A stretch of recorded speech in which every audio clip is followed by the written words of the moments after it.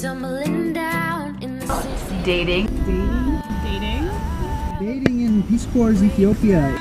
Dating in Ethiopia. Dating in Ethiopia.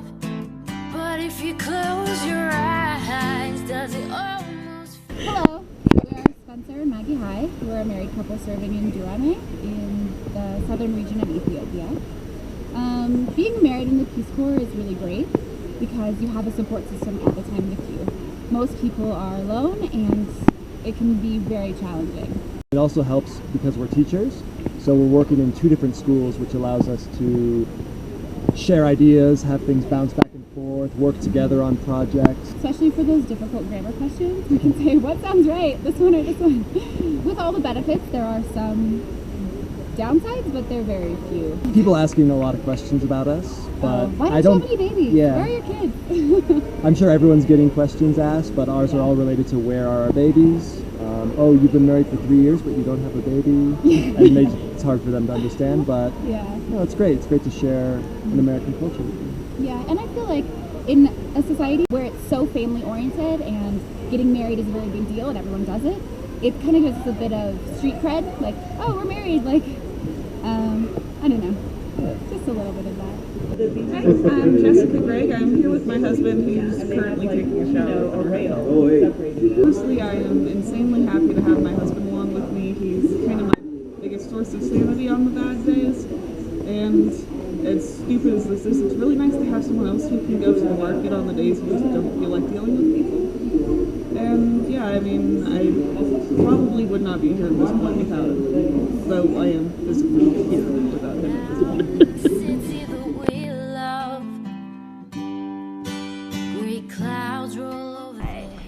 Wasn't like opposed to it when I got here, but I wasn't necessarily searching. However, it has happened. Seeing a local, and it's really cool. He's really wonderful. He speaks really good English, surprisingly. As being a physics teacher, you wouldn't think, but he does.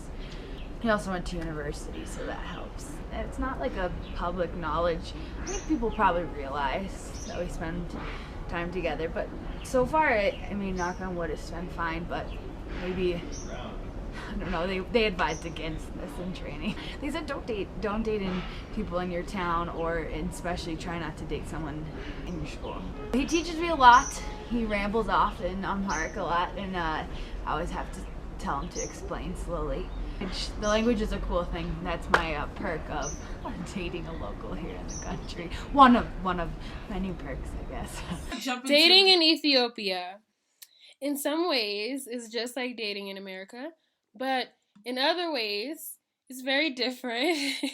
One of the biggest things I found was different is I live in a very small town, and there is no such thing as dating, really.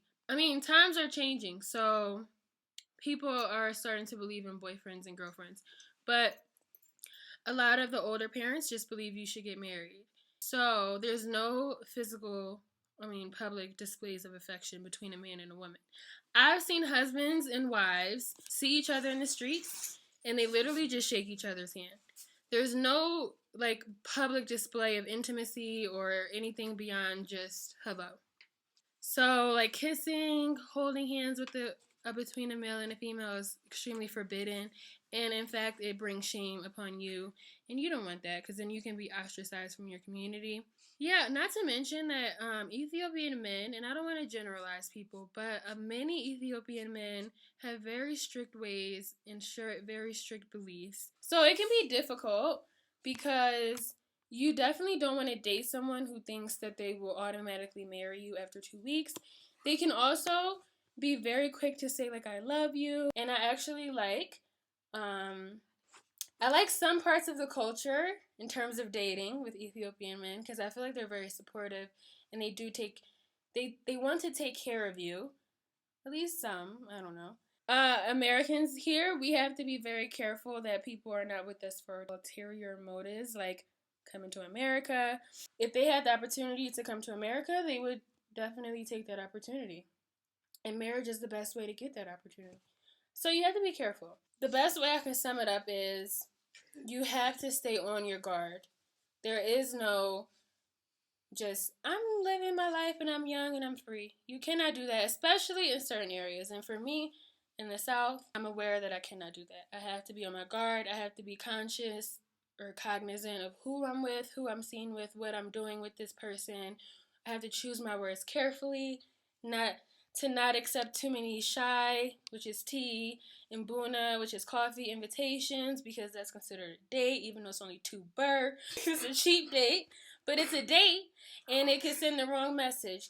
So you always have to be on your guard, especially as a woman, especially as an American, and that can be pretty exhausting. Feel like nothing's changed at all, and if you close your eyes. I am Beto. I'm Bridget. We met here in Ethiopia. We met in Washington, D.C. Yes, in Washington, D.C. We officially met in Ethiopia. We're dating. We are both in Amhara and in the mountains. That's convenient.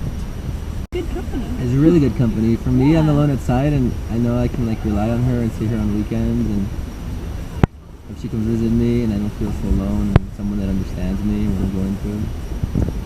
She's good company. Yeah, issues here in country, I guess. It's just everyone just assumes we're married.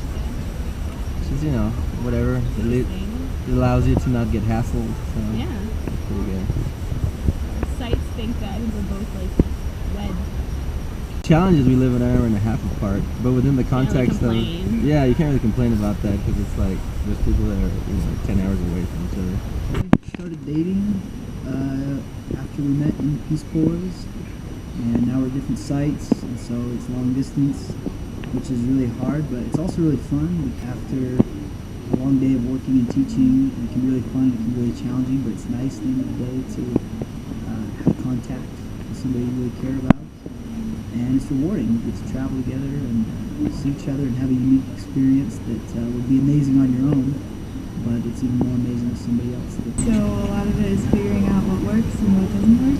What worked for us is that we call each other a lot and we write letters, and so even though we're really far away geographically, it doesn't feel like they're so separate. But yeah, it's really fun. So, when you take maybe 60 people, maybe 70 people, and put them all together and send them through training, and they're all strangers to each other, and they're all new, you instantly develop some very strong relationships, and part of that is sexual. And at the same time, you also, for the most part, we're like 24, 25, so like young people, strong libidos, all that stuff. And so there's lots of opportunity if you can find like privacy, because there's no privacy anymore. So in our group, there's several couples, some short term, some long term. I have never done anything long term. Yeah, some people do find love here. Actually, it's really common. People come out of Peace Corps married. So maybe I'll get a Habesha woman, maybe I'll get a Ferengi woman. Kulum Yichala, everything is possible.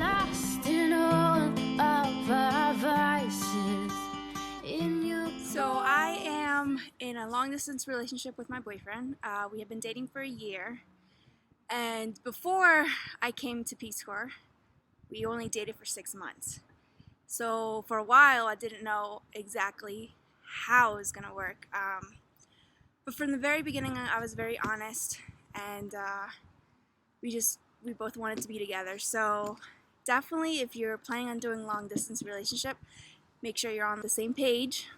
We talk about 3 or 4 times a week, and every time we talk for a couple minutes here, a couple minutes there. On Uvu, we talk on the phone all the time. I'm always checking my Facebook. It's hard, but definitely talking to my boyfriend, whose name is Eddie, makes it all worthwhile. He makes me very happy. So long distance does work. It's just very hard. On being in a long distance relationship, what works for me is that you can't put too much pressure on it. You got to go with the flow. I don't have internet at site, so I can't rely on constant communication. My boyfriend's lazy. He doesn't write me letters, but when I do get internet, we do talk, and he does call my Habesha phone every once in a while.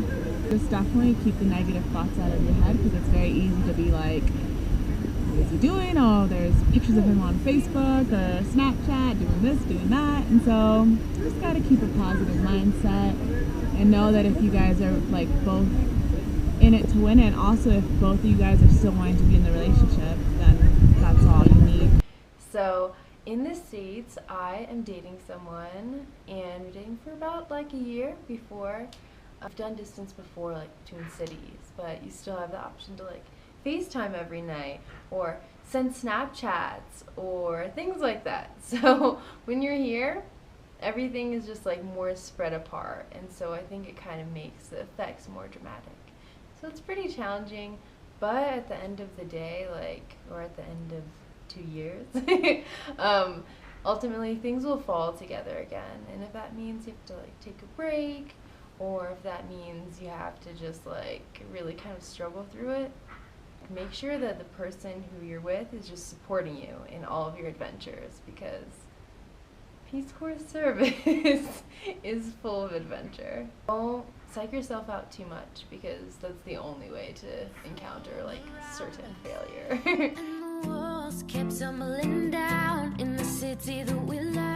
Being single in Ethiopia, sometimes it's difficult because I feel like people respect you more if you have a husband or boyfriend, and host country nationals will just like start trying to set you up with their brother or whoever and try to get you to marry them. So that's been difficult. A lot of people lie and say that they're married or have a boyfriend even if they don't. But I didn't want to do that because I want people to respect me for me and not for a man that I'm with. Peace Corps volunteers and dating amongst Peace Corps volunteers, it's interesting. There's like a lot of gossip and a lot of rumors going around, and we're all like, we come together a lot, but then we're also very much apart while we're at site. So I'm just focusing on me for now. Dating in Ethiopia, or dating Peace Corps, I have chosen not to at all, because I just feel like, ultimately, this is me, I just feel like it's going to be a waste of my time. I feel really bad for some locals who end up in relationships with Peace Corps volunteers, because the likelihood of that relationship lasting, slim to most. Therefore, I will not even I won't involve someone in my life knowing that they won't go very far in my life. Some people are very selfish that way, because you get these boyfriends or these girlfriends knowing full well that the buck stops here, but still going forward with it. And it's not fair. It is not fair to the local at all. But hey, we get thirsty, as they say. So, do you, boo? Honestly, as soon as I knew I was going to Peace Corps and I got that invitation and I stepped on that plane to go to staging, I knew I would not be dating for these 2 years. I think a lot of people think this and make this decision to not date for 2 years, to be celibate for 2 years, just to like give it all up. But then that just doesn't happen. It gets hard. You're isolated, you get really lonely, people start looking really good. In all honesty, you just get thirsty and you put on those Peace Corps lens. But I'm not one to like have fun or hook up or anything like that. Like, I'm just not about that life. So unless there's like wedding bells in the future, then I'm not really gonna waste my time. And it's not that finding love in Peace Corps is impossible. Like, no, it's actually really common. I mean, think about it. You're with people who already have similar interests because they did Peace Corps. Like, only a special kind of person does Peace Corps, you know? But dating is totally possible. In Addis, people even use, dating apps like Tinder and Plenty of Fish. Like, it's super legit. I don't know. Maybe I'll look into that in my second year, but... And as far as dating locals, okay, please remember, this is Peace Corps. It's about working at the grassroots level, so you're living in rural towns and small villages, so the men in those towns and in those villages, they probably aren't very educated, their English levels are relatively low, and I'm just not one of those people who thinks that our love can surpass a language barrier. Even if I manage to meet some guy here and we do fall in love, like, what's going to happen after the end of my 2 years? Am I going to stay in Ethiopia for the rest of my life? No. are you going to come back with me to the States? And if you do, are you able to get a job? Are you able to, support me and our future goals and our future family? It's just highly unlikely. That's all I gotta say really about dating in Ethiopia or being single in Ethiopia. But if you close your eyes, does it almost feel like love?